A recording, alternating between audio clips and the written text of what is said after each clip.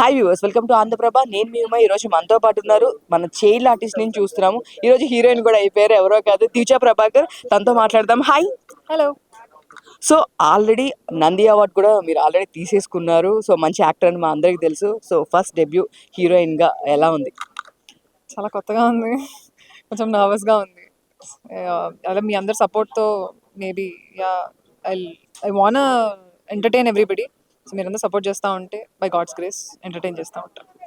So Nandi award మీకు దేనికి వచ్చింది? ఐ మీన్ ఆ టైంలో ఐ థింక్ 2012 అనుకుంటా, బెస్ట్ చైల్డ్ ఆర్టిస్ట్ అన్నా చెల్లెళ్ళు సీరియల్కి వచ్చింది. సో ఇప్పుడు నువ్వు మీ బ్రదర్ ఫ్యామిలీ ఉప్మా తిని బతికేస్తున్నారు అన్నట్టు ఫ్యామిలీ యాక్ట్ చేస్తూనే ఉంటారు. సో అసలుకి ఎలా ప్లాన్ చేస్తూ ఉంటారు మీ ఇంట్లో? ప్లాన్ అని ఏం లేదండి, అంటే బ్లడ్లో ఉంది మాకు. మేము ఎటు వెళ్దాం మా అన్న కూడా యాక్చువల్లీ యాక్టర్ కాదు, ఏవియేషన్ చేద్దాం అనుకున్నాడు. బట్ మేము ఎంత వెళ్దాం అనుకున్నా acting is choosing us, touch wood. So maybe we are meant for this only, ఇదే చేస్తాం. సో అంటే ప్రభాకర్ గారు ఇందాక మాట్లాడుతూ తిని క్లాస్ ఫస్ట్, సో డాక్టర్ అవుతుంది అనుకున్నాను, యాక్టర్ అయ్యారు అన్నారు. సో మేము కూడా చాలా వీడియోస్ చూసాం మీరు వేరే హాస్టల్కి వెళ్ళి అవన్నీ. సో ఇప్పుడు సడన్గా ఇలా రావడానికి రీజన్? అది చెప్పాగా, నేను ఇలా లాగేస్తుంది నన్ను ఎంత. నాకు యాక్చువల్గా చెప్పాలంటే నాకు చిన్నప్పుడు ఐ డెంట్ లైక్ యాక్టింగ్. అంటే పొద్దున్నే లేపేటోళ్ళు, తీసుకెళ్లేటోళ్ళు, నా ఫ్రెండ్స్తో నేను ఆడుకునేదాన్ని కాదు, చాలా చాలా ఒకలాగా ఉండేది. బట్ కోవిడ్ తర్వాత రియలైజ్ అయింది ఏంటంటే, నేను కోవిడ్ తర్వాత ఐ స్టార్ట్ విత్ యూట్యూబ్. అప్పుడు నాకు కెమెరా ముందు నేను ఫీల్ అయినట్టు నేను అంత హై ఎక్కడా ఫీల్ అవ్వలేదు. So I'm meant for this అని అర్థమైపోయింది. అప్పటి నుంచి చదువుకుంటున్నాను. ఇప్పుడు ఇప్పుడు కూడా నేను చదువుతున్నాను అండ్ బాగానే చదువుతా. I study well. సో ఇంకా యాక్టింగ్ చోజ్ మీ, అంతే. నేను దానికంటే ఇంకేం చెప్పలేను. సో అంటే మీ బ్రదర్ లాస్ట్ టైం నేను ఇంటర్వ్యూ చేసినప్పుడు చెప్పారు, యువర్ డూయింగ్ మల్టిపుల్ థింగ్స్ అని. సో ఎడిటింగ్ చేస్తా ఉంటా, మీ మదర్కి అంతా మీరే సపోర్టు, తనకు కూడా చాలా రీల్స్ అవి చేస్తారు, ఎడిట్ చేస్తావు, అండ్ ఇంట్లో వాళ్ళందరికీ చాలా కావాల్సిన థింగ్స్ అన్ని చేస్తూ ఉంటారని చెప్పారు. సో ఎన్ని టాలెంట్స్ ఉన్నాయి నీలో అంటే ఏం చెప్తావు? ట్రై చేస్తున్నానండి, ఏదో ఖాళీగా ఉన్నప్పుడు ఏం చేయాలో తెలియక అది ఇది నేర్చుకుంటున్నాను, అంతే. అంతకు అది చెప్పాను కదా, నేను ఇందాక కూడా చెప్పాను.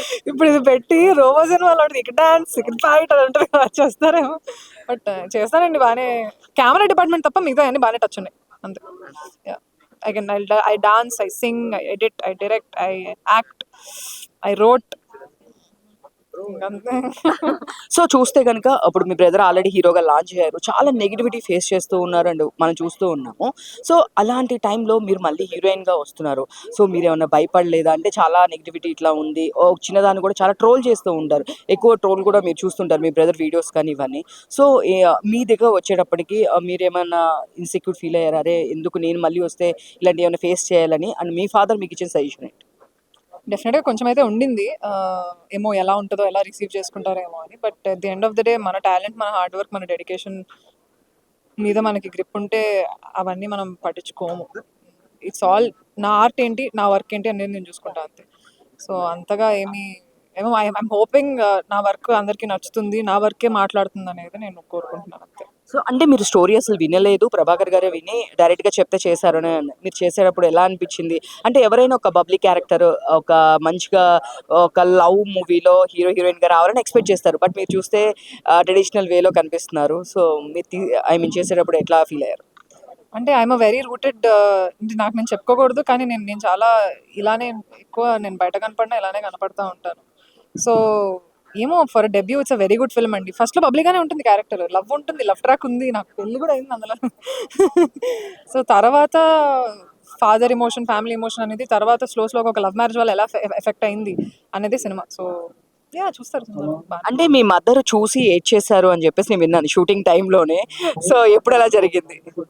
మా మమ్మీ అంటే నేను చాలా కష్టపడుతూ చూసి పాపం నిజంగానే ఫీల్ అయ్యారు సినిమా అవుట్పుట్ చూసి.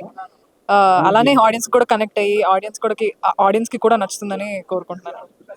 అంటే ఫైనల్ గా మీ ఫ్యామిలీలో ఎప్పుడు బిగ్ బాస్ వచ్చినా ఒకళ్ళు వెళ్తారని ఉంటుంది. ఈ బిగ్ బాస్ సీజన్ 10కి మీ బ్రదర్ వెళ్తున్నారా, మీ ఫాదర్ వెళ్తున్నారా, ఎవరు వెళ్తున్నారు? ఎవరు వెళ్ళట్లేదండి. ఒకవేళ వాళ్ళు వెళ్తున్నారేమో నాకు తెలియదు, నేనైతే వెళ్ళట్లేదు. వాళ్ళ గురించి నాకు తెలియదు, బట్ మోస్ట్లీ ఎవరు వెళ్ళట్లేదు. All the best. Thank you so much.